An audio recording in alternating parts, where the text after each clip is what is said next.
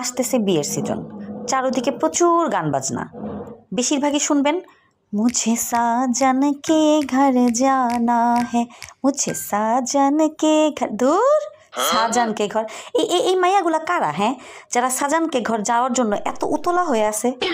আমি তো এটাই বুঝি না, ওদের মাথার মধ্যে কি গোবর ভর্তি?